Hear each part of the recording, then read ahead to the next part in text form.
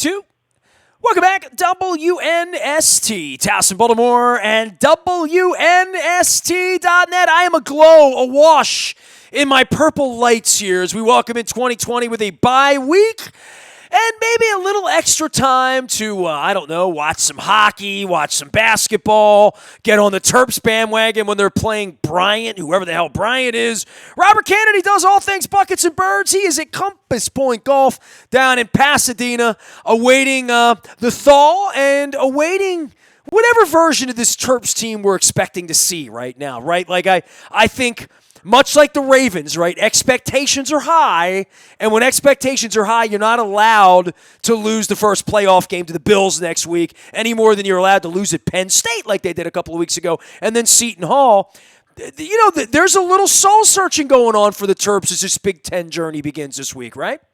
Yeah, no doubt, Nestor. And as far as, that the look of that team, like you said, that we're waiting to see what it's going to be like, took another twist the last several days, with the transfer of the Mitchell twins. And now, even though they had not been, huge contributors minute or point-wise to them, I mean, they were two big bodies. And I think I mentioned in our last conversation, one of the things that concerned me going into the conference season was their lack of depth up front after Sticks. They just don't They just don't have it, they miss Bruno Fernando, right? I mean, right, yeah, that's exactly where I was going. Yeah. They definitely showing that they miss him. And, as far as Ricky Lindo's giving them some minutes, and now they've got, the kid that's been sitting out, the 7'2" center, Joel Mario. I haven't actually heard how to say his name yet, but, I mean, he had a decent, performance in 12 minutes the other night against Bryant. I think, 6 points and 5 or 6 rebounds. And so we'll see.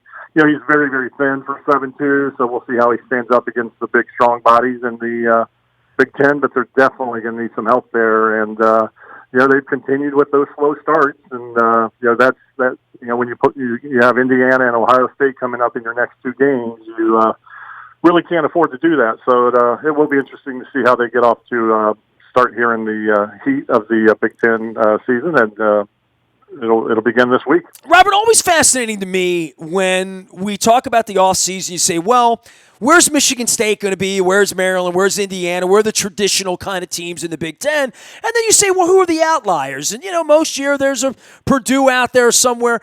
I don't know where we saw this Ohio State thing coming, and certainly we saw Penn State have more depth than we're accustomed or familiar with them having. They're going to play Indiana unranked, but then, Ohio State, Iowa coming up here right away. In this conference, it's not just about Michigan State. Maybe like in the ACC, it wasn't just about Duke every year or UNC. There were always 2 or 3 other teams that were angling to be in the top 25, kind of like Maryland was. One year they are good enough, one year they're not good enough, but there's enough cycling through the Big Ten, and we're going to see this in the next couple of weeks, that every trip is a treacherous trip. Yeah, absolutely. Like you said, we pretty much knew for sure that it was going to be the Michigan State, Michigan was going to be there and everything. Now Ohio State, had a couple of really good returnees, especially led by Andre Wesson and everything. So it's not, and his brother Caleb, the big guy, but it's not completely unseen them coming up. But again, it's not what you expect. You didn't expect them to be the top ranked team of the league headed into, into conference play. So yeah, it's, every night's going to, to use the cliche, it's going to be a battle, it's going to be a war, and, there will be really no off nights or very few off nights as you head into the meat of that schedule. And it's I'm looking forward to it, and we'll see how Maryland stacks up. They've, they began the season with some pretty lofty rankings, top 10 and some predictions of a deep college tournament run in March. So, we'll see if they can hold that together and produce. Well, one of the things I was going to say to you about that is rankings and the mystery of all of it. But, they're number 5, number 6 team in the country. You're like, are they really the 5th best team in the country when you're losing to Seton Hall, losing to Penn State within a couple of days of each other? And then you look up and say, well, now they're the 15th best team. And that starts to sound a little bit more like, well, you're coming back to earth a little bit here. And that's what these losses do. And the losses or the victories can come very fast and furious at this point when you beat a 5th-ranked team and you beat a 23rd-ranked team this week, which is possible. That's how you become the number 5 team in the country again. Exactly, and that's exactly what it'll take. They'll have to prove themselves on the court, and I believe you actually asked me that question a few weeks back. Were they, the sixth best team in the country? And I think I said, well, they got a couple games coming up. What if they don't stub their toe? Yeah, I think they could be, and sure enough, they did go to lose those games. So you've Well, if got to they didn't earn stub it. their toe, they'd be number one in the country right now, right? I mean, like, Right, you would think so because everyone else is, basically lost. stubbing their toe as they go along. So. It's been like a rotating, door there at the top of the rankings, and that's kind of the way this season is. It's funny. Last year we had Duke with Zion and everything, and they were pretty much, declared the best team, the best player, the dominant team, and you really haven't seen that this year from anyone. I mean, I know Gonzaga has been pretty consistent all year long, and they bring a lot back from last year, so I guess they more so than anyone that would have to say they've earned their ranking up there. Well, and they play their hardest games at the earliest part of the year, right? I mean, they do, yeah, and absolutely. So, once they get past that, the conference season is a little bit of a let up for them, so to speak. So, absolutely correct in that. All right, let's get around the rest of the local college scene. He is Robert Canady. He is back on the hardwood. You can find him at Buckets and Birds, and of course at Compass Point Golf. What's going on at Compass Point? You still hitting the ball out there? You feeling a little better? Yeah, it's beautiful weather this week. So far we got some raindrops and everything, but between that the temps have been great. We have on Saturday coming up we have a snowman scramble that's something new we're trying this year to get some players out regardless of the weather and do a little tournament, and we'll see how that turns out. There's still time to sign up on the website compasspointgolf.com and get involved in that. I think the extended forecast shows around 50 degrees or 45 or something, which is not horrible for early January. So people should take advantage of that and maybe come out and have some fun on this Saturday. I'm trying to find the upside of global warming. I'm thinking if you're a golf person, if you're a beach person, heck, if you even if you like going out this time of year, it's certainly a little bit more livable. I know you're going to be getting out to some of the local gyms, and as much as we're talking about Maryland, and Maryland's going to dominate the conversation as they should, and they're on your television and whatnot, you're going to be going from Coppin to Towson to UMBC and sniffing around a little bit, and I think different levels of expectations in different places. I know we've talked at length about Towson perhaps being the best of the rest here. Some thoughts about conference play and what that means in the MEAC for Coppin and Morgan, and where UMBC and Towson and some other schools are locally.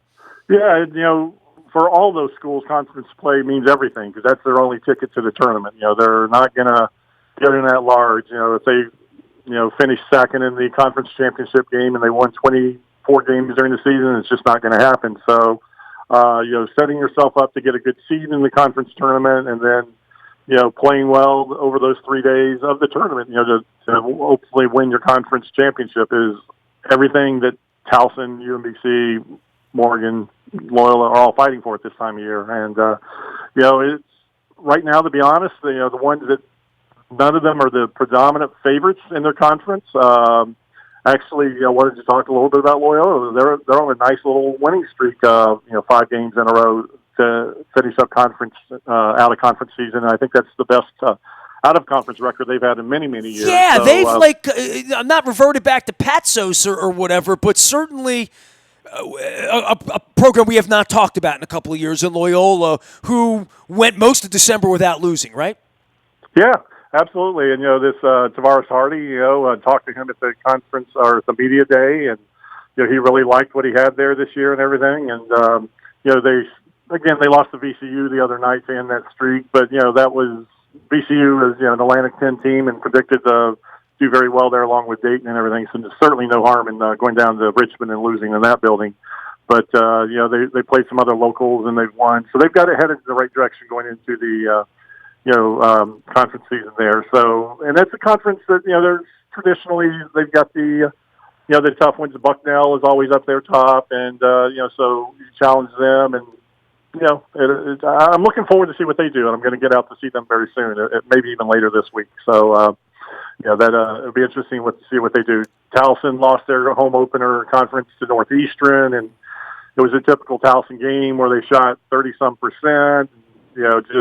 When Towson doesn't shoot well, which I know it's easy to say for a lot of teams, but they're just not really well-rounded enough to suffer a bad shooting night and still come out, especially against a team like Northeastern, who year in and year out is, one of the top teams in the CAA. And so, that was a tough way for them to start. But I still think that they'll do well in the CAA there. I think they'll finish in the top 3 or 4 at the worst. And then UMBC still has to get healthy. I know that's, we can put that on tape recorder and pretty much play it every time we talk. So, well, Coppin played them tough right before the holiday as well. And, we're the voice of Coppin here, and we'll have the Coppin games on, and Juan will be around as well. We don't see as much of that going on now moving forward, now that the Towsons have played the Coppins and the UMBCs. Those matchups are now in the rearview mirror. Now it's all conference play. Right, yeah. So, we had the nice little crosstown matchups and, to see how everyone stood up against each other. And other than local bragging rights, it didn't really mean a whole lot. But, now they're on back in their own neighborhoods and, fighting for those conference, games and title and everything. And, Coppin, had some success early. They didn't do well in the last part of their non-conference. Now, granted, I think they had Miami in there, and you mentioned the UMBC, and they also played Davidson. So, the Mount St. Mary's is truthfully one. If you looked at it on paper, they lost to them, but that's one you would have thought that they would have won. Maybe Mount St. Mary's is much better this year than I'm giving credit for. I haven't really seen them play, but that's one based upon the way that Coppin had played in the earlier part of the non-conference. That's one I would have expected them to win. But now they get started with the real season, as everyone says, and so it's going to be an exciting 2 months coming up here, leading into March. He is Robert Canady. He is Buckets and Birds. You can find him out at Compass Point Golf down in Pasadena, getting ready for if you have an event you want to throw in the springtime, summertime, fall, whatever. Robert's there for you right off the gift shop as well down in Pasadena Mountain Road.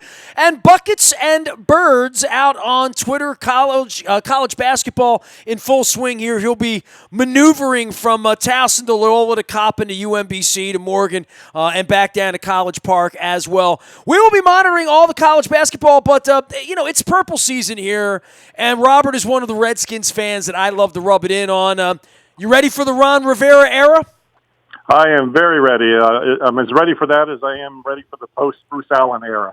So, they both... But you were ready for the Jay Gruden era, and you were ready for the Mike Shanahan era, and you were ready for the Marty Schott. You've been ready for all the eras, right? Yeah, and there's been a lot of talk about that today, and the different people I've listened to and everything. It's like, we have this one day a year that we get excited, when we hear the new name come in, the Rivera, the Shanahan, the Spurrier, and then after that it becomes the same old, especially when you're dealing with the owner, Snyder, who, always promises, to stay out of the kitchen, and, but then once he smells things cooking, he can't stand to stay away and get in there and, throw his hands into the recipe, it seems. But, maybe this will be different with Rivera. Maybe he's learned matured in his later years. We'll see. But it's, I don't think, of all the available coaches out there, I don't think they could have done much better. And, there was the talk of Urban Meyer. And, while that sounds nice and exciting, who knows? I mean, that could have been another Steve Spurrier,